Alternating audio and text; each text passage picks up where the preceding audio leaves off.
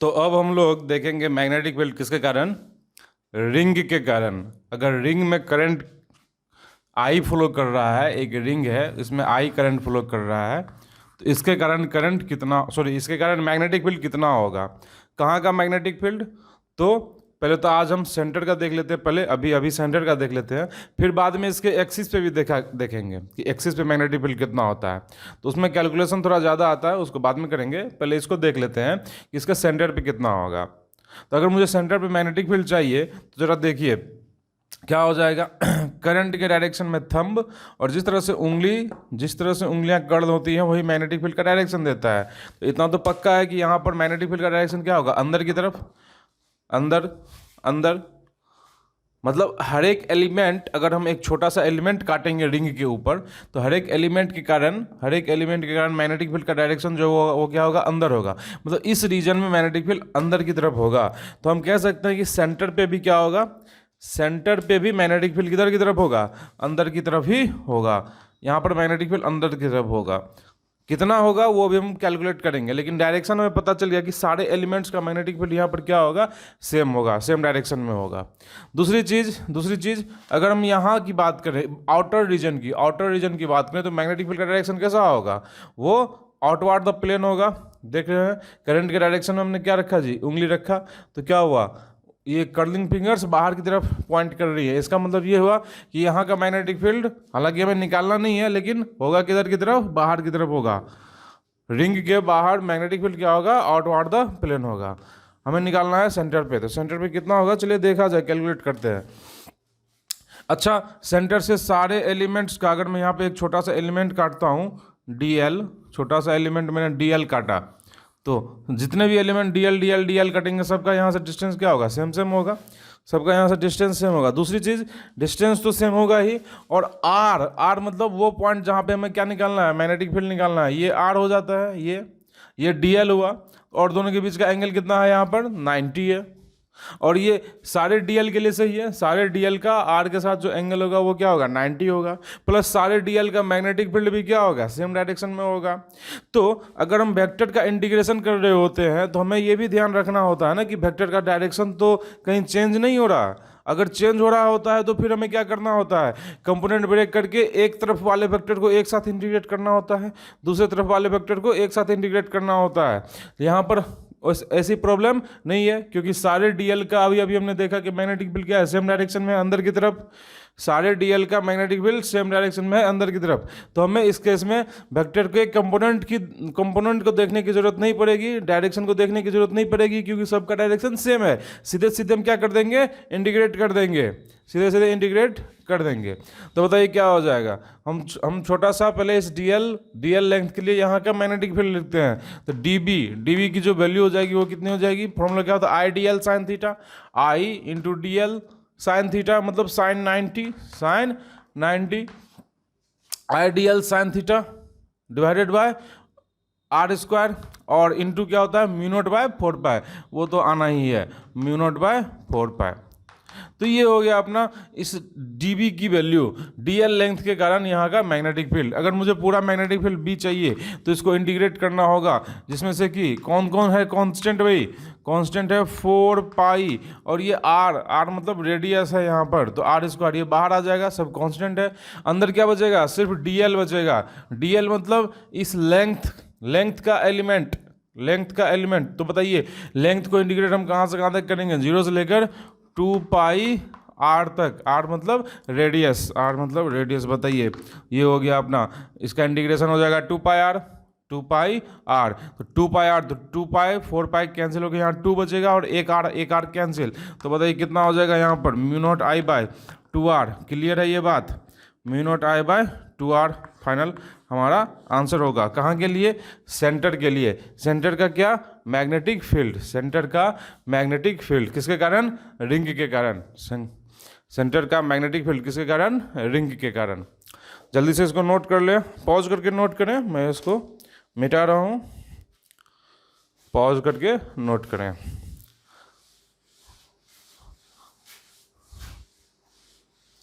अब जरा इसी में अगर ये मान लीजिए ये पूरा रिंग ना होके और ये क्या होता, ये आर्क होता, सपोज ये आर्क होता। आर्क होता तो मैं ऐसे भी बता सकता हूँ, बिना इंटीग्रेट किए भी इसका वैल्यू मैं बता सकता हूँ, या नहीं तो हम क्या करेंगे, इंटीग्रेट कर लेंगे तो भी आ जाएगा। चलिए देखें इसको बिना इंटीग्रेट किए मैं कैसे वैल्यू बता दूंगा, ज़रा देखिए। हमें पता है, अच्छा पहले हमें तो इसका एंगल देगा, अगर आर्क दिया है तो यहाँ एंगल भी देगा। मान लेते हैं कि ये एंगल कितना दिया हुआ है, फाई दिया हुआ है। अच्छा मुझे पता है, क्या पता है कि अगर पूरा रिंग था, ऊपर हेडिंग लिख लेंगे, magnetic field at centre due to arc of ring. अब देखिए अगर पूरा रिंग था तो यहाँ का मैग्नेटिक फील्ड कितना था, mu naught I bye 2r। लेकिन अगर पूरा रिंग ना हो के ये छोटा सा पार्ट दिया है तो इस बार क्या होगा, मैग्नेटिक फील्ड की वैल्यू कम हो जाएगी, क्योंकि पिछली बार पूरा 2πr लेंथ यहाँ का मैग्नेटिक फील्ड दे रहा था, लेकिन इस बार लेंथ कितनी हो जाएगी, फाई इंटू आर। तो हम इसको यूनिटरी मेथड से भी बना सकते हैं कि पूरा एंगल कितना था, पूरा एंगल था 2π जब वो रिंग था। तो 2π एंगल के कारण यहाँ का मैग्नेटिक फील्ड इतना है, कितना है भाई, mu naught I bye 2r है। तो इसलिए फाई एंगल के कारण कितना हो जाएगा, फाई एंगल के कारण जो मैग्नेटिक फील्ड हो जाएगा वो हो जाएगा म्यू नॉट आई बाय 2π से हम क्या करेंगे, डिवाइड करेंगे, म्यू नॉट आई बाय 2π से डिवाइड, तो ये कितना हो जाएगा 4πr इंटू क्या हो जाएगा, मल्टीप्लाई हो जाएगा किससे, फाई से, या बेटर ये रहेगा कि इसको 2r ऐसे ही छोड़ दिया जाए और यहाँ पर क्या लगा दिया जाए, 2π, फाई बाय 2π। ये मैग्नेटिक फील्ड हो गया कहाँ पर भाई, सेंटर पर। मैग्नेटिक फील्ड हो गया कहाँ पर, सेंटर पर, किसके कारण, आर्क के कारण। ये हो गया मैग्नेटिक फील्ड किसके कारण, आर्क के कारण, फाई बाय 2π। चाहे तो इसको इंटीग्रेट भी करके निकाल सकते हैं, लेकिन ज़रूरत नहीं है, इजीली ऐसे ही आ गया, नहीं अगर हम इंटीग्रेट करना ही चाहें तो क्या होगा, अभी हमने dv क्या लिखा था, dv लिखा था mu naught by 4π I into dl by R square, यही आया था। ये सब तो क्या है, कांस्टेंट है, बाहर आ गया, ये सब कांस्टेंट है, ये बाहर आ गया, और dl का इंटीग्रेशन हो जाएगा b के लिए dl का इंटीग्रेशन हो जाएगा कहाँ से कहाँ तक, mu naught I by 4π R square, mu naught I by 4π R square, और dl का इंटीग्रेशन कहाँ से कहाँ तक होगा भाई, 0 से लेकर फाई इंटू आर तक, क्योंकि dl लेंथ का एलिमेंट है ना, तो इसकी पूरी लेंथ कितनी होगी, फाई इंटू आर होगा, आर थीटा याद होगा, आर थीटा लिखा करते थे, तो वही हो गया आर फाई या फाई आर, एक ही बात है। तो मैं यहाँ लिख देता हूँ मैग्नेटिक फील्ड की वैल्यू, बताओ क्या हो जाएगा, mu naught by 4π R square, mu naught I by 4π R square into इसका एलिमेंट का dl का इंटीग्रेशन क्या हो जाएगा, l, और लिमिट पुट करेंगे तो फाई आर हो जाएगा, यहाँ पर फाई इंटू आर। यहाँ से मैं आर को कैंसिल कर सकता हूँ, बताइए सेम आंसर आ गया या नहीं आ गया, mu naught I phi by 4π R. Clear है, कोई प्रॉब्लम वाली बात नहीं है। तो ये आ गया अपना मैग्नेटिक फील्ड किसके लिए, आर्क के कारण उसके सेंटर पर। तो ये हो गया आर्क का मैग्नेटिक फील्ड। अब हमसे सवाल कैसे पूछे जा सकते हैं, जल्दी से इसको नोट कर लें, पॉज करके नोट कर लें, मैं मिटा रहा हूँ। तो आर्क का हो गया और किसका हो गया भाई, रिंग का हो गया, कहाँ पर, उसके सेंटर पर। अब इसमें क्वेश्चंस कैसे पूछे जा सकते हैं, चलो देखते हैं। क्वेश्चंस ऐसे पूछे जा सकते हैं। अच्छा एक छोटा सा पॉइंट है क्या, कि ये जो लूप है ना, सर्कुलर लूप, ये कैसा बिहेव करेगा। अच्छा अगर कोई भी ऑब्जेक्ट से अगर मैग्नेटिक फील्ड निकल रहा है, इसका मतलब मैग्नेट की तरह बिहेव कर रहा है, तब तो उससे मैग्नेटिक फील्ड निकल रहा है। तो अभी हम लोग यहाँ पर क्या देख रहे हैं कि ये जो लूप है, करंट कैरिंग लूप, या हम कह सकते हैं रिंग, इससे मैग्नेटिक फील्ड निकल रहा है बाहर की तरफ या अंदर की तरफ जा रहा है। तो इसका मतलब ये जरूर मैग्नेट की तरह बिहेव कर रहा है, तब तो इससे मैग्नेटिक फील्ड निकल रहा है। तो चलिए देखते हैं। अगर मैं इसे एक रिंग मान लेता हूँ, ये रहा अपना रिंग। अभी हमने देखा, अगर मान लेते हैं इसमें करंट ऐसे है, करंट ऐसे है तो बताइए करंट तरफ हम उंगली रखेंगे, मैग्नेटिक फील्ड यहाँ पे किधर की तरफ जाएगा, ऊपर की तरफ जाएगा, ऊपर की तरफ, ऊपर जाएगा मैग्नेटिक फील्ड। तो अगर ये रिंग है, अगर ये रिंग है तो हमें पता चल रहा है यहाँ पर कि सेंटर पे मैग्नेटिक फील्ड किधर की तरफ आया भाई, तो सेंटर पे मैग्नेटिक फील्ड आया इस तरह से ऊपर की तरफ। भले हमने निकाला है सेंटर पे, लेकिन और भी जगहों पे मैग्नेटिक फील्ड होगा, और भी जगहों पे मैग्नेटिक फील्ड होगा। तो आप ऊपर हेडिंग लिख दें, ऊपर हेडिंग लिख दें, current carrying loop acts as magnetic dipole. Current carrying loop acts as magnetic dipole. Dipole मतलब, अरे डायपोल मतलब दो पोल। दो पोल मतलब मैग्नेट में कौन कौन से पोल होते हैं, तो मैग्नेट में एक नॉर्थ पोल होता है, एक साउथ पोल होता है, एक नॉर्थ पोल होता है और एक साउथ पोल होता है। तो बताइए इधर से मैग्नेटिक फील्ड बाहर की ऊपर की तरफ जा रहा है ना, निकल रहा है एक तरह से हम कह सकते हैं, तो इसको हम कौन सा पोल बोल देंगे, नॉर्थ पोल बोल देंगे। और इधर से मैग्नेटिक फील्ड अंदर की तरफ जा रहा है, जा रहा है अंदर, बॉडी की तरफ आ रहा है, तो इसको हम कौन सा पोल बोल देंगे, साउथ पोल। और ये तो वह सेंटर का मैग्नेटिक फील्ड हुआ ना, क्या सिर्फ सेंटर में मैग्नेटिक फील्ड होगा, अरे नहीं, पूरे बॉडी में होगा, अलग अलग जगह पे हर जगह मैग्नेटिक फील्ड होगा। तो इधर का मैग्नेटिक फील्ड का जो लाइन होगा, MFL जो होते हैं मैग्नेटिक फील्ड लाइन्स, वो आप इस तरह से बना लेंगे, वो इस तरह से मैग्नेटिक फील्ड लाइन्स बना लेंगे, ठीक है। और इधर से निकलता हुआ, इधर से निकलता हुआ और इधर से अंदर जाता हुआ, इधर से अंदर जाता हुआ।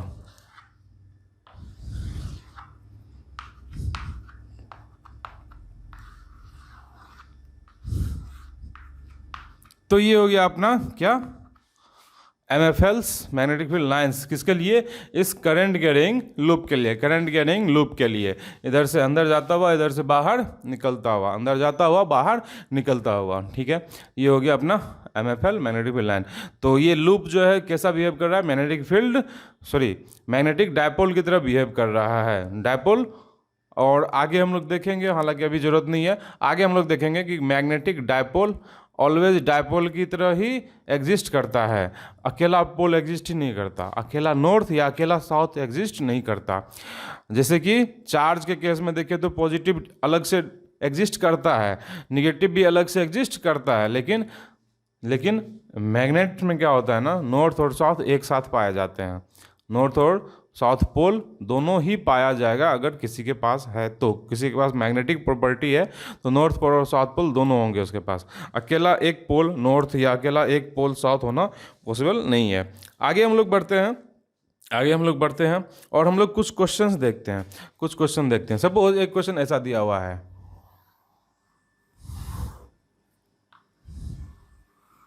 ये सेमी सर्कुलर रिंग दिया हुआ है और सेमी सर्कुलर रिंग दिया है, रेडियस इसका R दिया हुआ है, करंट I दिया हुआ है और ये इन्फिनिट से आया, इन्फिनिट को चला गया। हमको बोला गया है यहाँ का मैग्नेटिक फील्ड बताइए, यहाँ का मैग्नेटिक फील्ड बताइए, करंट I दिया हुआ है। तो इसको आप पॉज करके क्वेश्चन सॉल्व कर सकते हैं, मैं इसको आगे बनाता हूँ, आगे बनाता हूँ। चलिए देखते हैं, बताइए यहाँ का मैग्नेटिक फील्ड चाहिए, तो मैग्नेटिक फील्ड B बराबर क्या हो जाएगा, इसके कारण, इसके कारण और इसके कारण। तो चलो देखा जाए, देखा जाए, इसके कारण किधर होगा, आउटवर्ड, आउटवर्ड, इसके कारण भी किधर होगा, आउटवर्ड, मतलब इसका भी बाहर आया और इसका भी बाहर आया, तो दोनों का ऐड हो जाएगा और इसका भी बाहर आया। तो चलिए इसका कितना हो जाएगा, ये सेमी इनफाइनाइट वायर हो गया, सेमी इनफाइनाइट वायर। तो हम क्या लिख सकते हैं, mu naught I bye 4πr, अगर याद हो, या नहीं तो ऐसे भी बोल सकते हैं mu naught I bye 4πr, और ब्रैकेट में क्या आता है, sin θ1 प्लस sin θ2, तो sin θ1 मतलब sin 90, कितना हो जाएगा 1 और प्लस sin 0, ठीक है। तो ये इतना ही रहेगा, फिर क्या हो जाएगा, इसका भी इतना ही होगा, सेम होगा, इसका भी सेम होगा, mu naught I bye 4πr। और अब ये बच गया, ये बच गया, इसका कितना हो जाएगा भाई, तो इसका हो जाएगा plus mu naught I by, मैं ऐसे लिखता हूँ, मैं ऐसे याद रखता हूँ, mu naught I by 2r, mu naught I by 2r, जो कि कहाँ पे हुआ करता था, पूरे रिंग के कारण सेंटर पे। और उसके बाद हम क्या करेंगे, देख लेंगे कि यहाँ टोटल एंगल कितना बन रहा है, तो हाँ एंगल बन रहा है कितना भाई, पाई, डिवाइडेड बाय टोटल एंगल कितना होता है, 2π। तो मैं इस तरह से याद रखता हूँ, तो मुझे थोड़ा इजी पड़ता है याद रखने में। तो इस तरह का हो गया मैग्नेटिक फील्ड, और सबका डायरेक्शन किधर हो गया, बाहर की तरफ। यहाँ पर मैग्नेटिक फील्ड जो होगा वो किधर की तरफ होगा, आउटवर्ड होगा। तो ये अपना आ गया, मैग्नेटिक फील्ड आ गया, ठीक है। इजी है, कोई प्रॉब्लम वाली बात नहीं है। इसको जल्दी से नोट कर लें, हम आगे बढ़ते हैं इसको मिटा के, आगे बढ़ते हैं इसको मिटा के।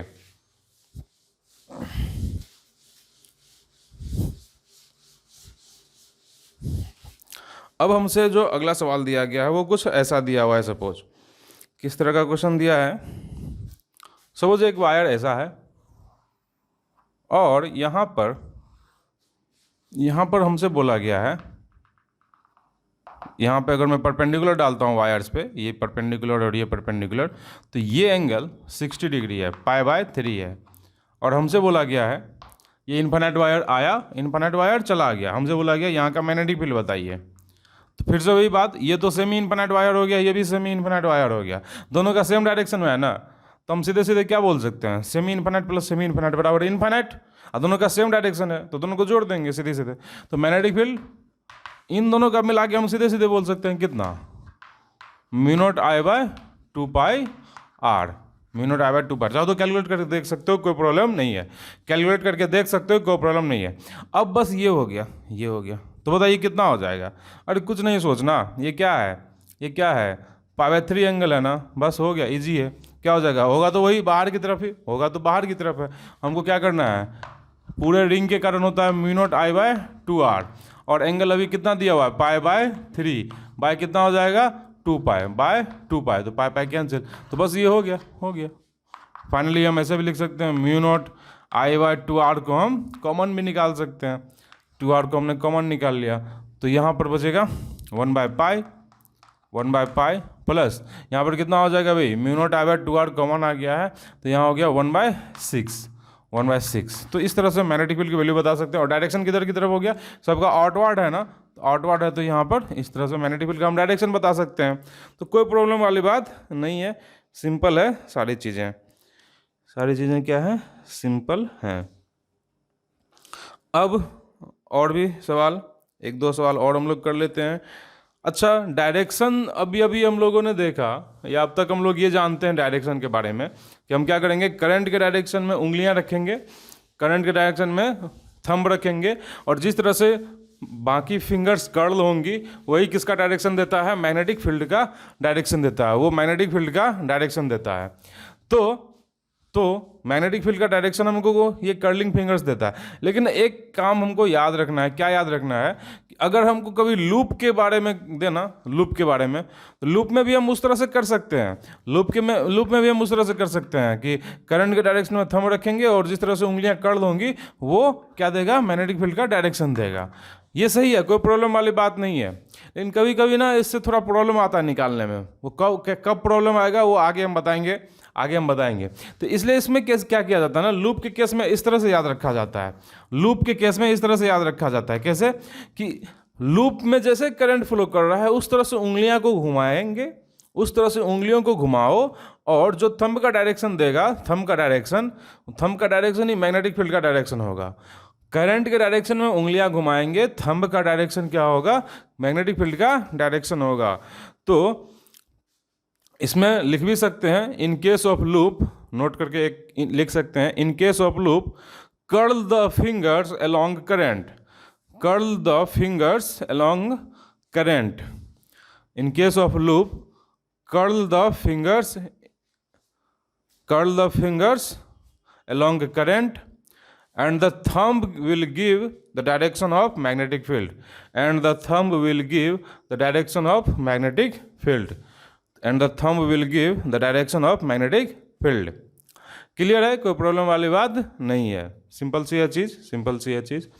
तो अब सवाल देख, अब जो सवाल हमें दिया गया वो कुछ ऐसे दिया हुआ है। सपोज ये एक्स एक्सिस है, ये वाई एक्सिस है, और ये जेड एक्सिस है, और हमसे क्या बोला गया है, एक वायर है वो कुछ इस तरह से आता है, यहाँ पर वो ऐसा है, और यहाँ पर इस तरह से है, मतलब आया जेड के पैरेलल, गया जेड के पैरेलल, और जब तक वो यहाँ रहा तो वो सेमी सर्कुलर रिंग बनाता है, और किस प्लेन में है, वो एक्स वाई प्लेन में है। करंट आई है, रेडियस आर है। हमसे बोला गया यहाँ का मैग्नेटिक फील्ड बताइए। तो देखिए यहाँ पर मैग्नेटिक फील्ड सबका सेम डायरेक्शन में नहीं होगा, सेम या अपोजिट में नहीं है। सेम या अपोजिट में होगा तो क्या होता है, सेम होता तो जोड़ देते, अपोजिट में होता तो घटा देते। लेकिन यहाँ प्रॉब्लम है, क्या प्रॉब्लम है, इसके कारण मैंने जस्ट इसको आप इमेजिन करें, इसको इमेजिन करो क्या होगा भाई, ये जेड एक्सिस है, मैग्नेटिक फील्ड किधर की तरफ होगा, वायर ऐसे आया, इसके पैरेलल आया है, ऐसे आया मतलब ऐसे आया, पैरेलल आया है, तो इसका मैग्नेटिक फील्ड किधर की तरफ होगा, नीचे की तरफ। ये जेड एक्सिस है यहाँ पर और वायर ऐसे आया है, तो मैग्नेटिक फील्ड होगा नीचे की तरफ। नीचे मतलब किसके नीचे, वाई के नीचे, माइनस वाई में होगा। इसका मैग्नेटिक फील्ड किधर होगा, इस प्लेन में है, एक्स वाई प्लेन में है, सेंटर पे मैग्नेटिक फील्ड किधर होगा, अलोंग द जेड एक्सिस होगा और माइनस जेड में होगा। इसके कारण फिर से किधर हो जाएगा, वायर ऐसे है, वायर जेड के पैरेलल है, क्या होगा, ऐसा होगा, मतलब निगेटिव वाई में होगा। तो फिर से वही बात हमें क्या करना है, इन दोनों का तो सेम डायरेक्शन में आया, माइनस वाई में आया, सेमी इनफाइनाइट वायर, दोनों का जोड़ के बताइए कितना हो जाएगा, इनफाइनाइट वायर हो जाएगा, कितना हो जाएगा, mu naught I by 2 pi R, minus Y में मतलब minus J cap. Magnetic field हम वेक्टर फॉर्म में लिख देते हैं, और इसके कारण किधर की तरफ होगा, निगेटिव जेड में होगा। और कितनी हो जाएगी वैल्यू, सेमी इनफिनिट वायर है ना, तो कितना हो जाएगा, mu naught I bye 4r। कई बार कर चुके हैं कैलकुलेशन, तब से कई बार कैलकुलेशन कर चुके हैं। तो mu naught I bye 4r किधर की तरफ, निगेटिव जेड में, तो माइनस के कैप। ये हो गया अपना, ये हो गया मैग्नेटिक फील्ड। यहाँ पर मैग्नेटिक फील्ड हो गया पीछे की तरफ, माइनस जेड में हो गया। ठीक है, मैं मिटा रहा हूँ, पॉज करके नोट कर लें।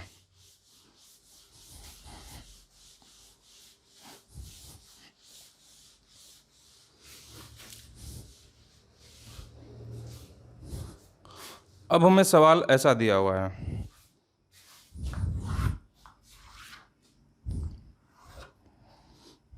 क्वेश्चन है ऐसा,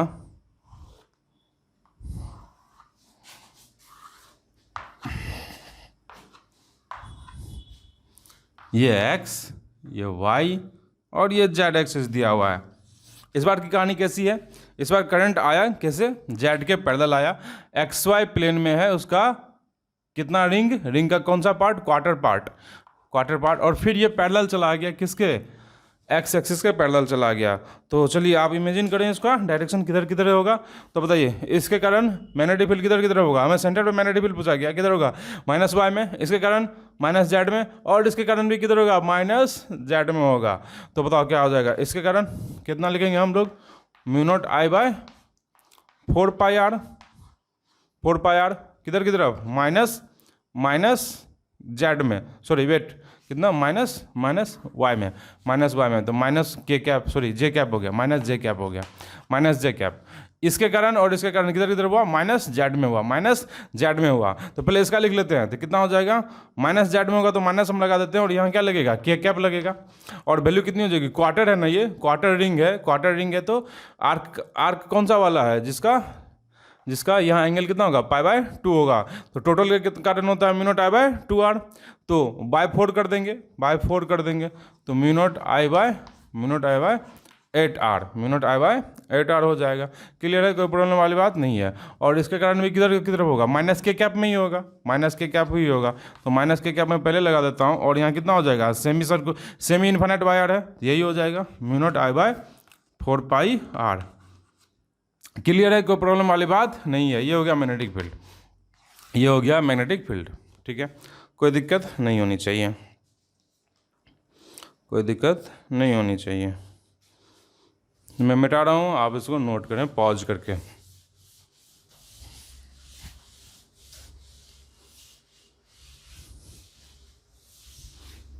अब ऐसा दे दिया गया है, कैसा, चले देखते हैं। ऐसा दे दिया गया है,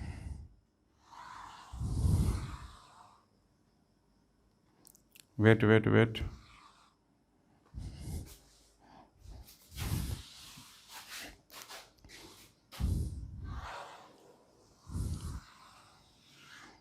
इसमें से क्वार्टर पार्ट हटा दिया गया, और हमसे बोला गया है ये इनफिनिट से आया था, और ये इधर पे इनफिनिट को चला गया।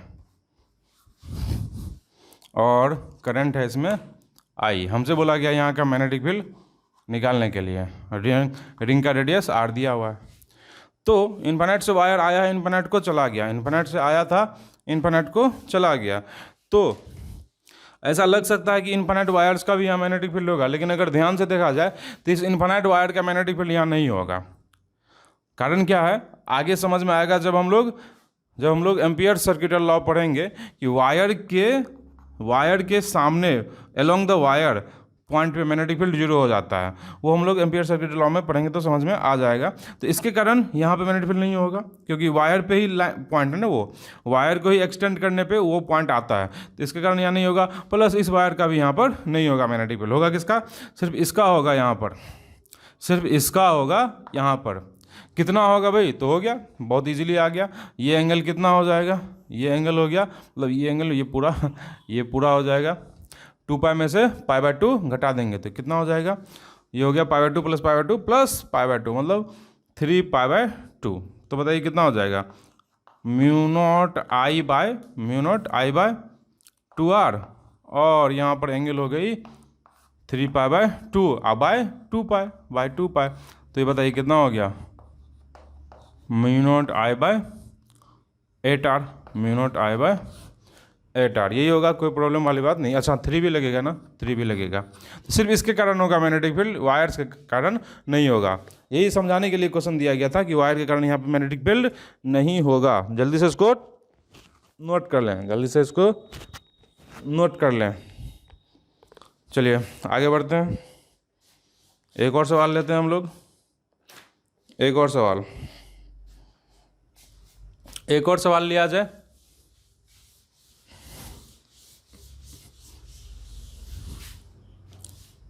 सवाल है कुछ ऐसा, ये भी मेरे दिमाग का उपज है, दिमाग का उपज।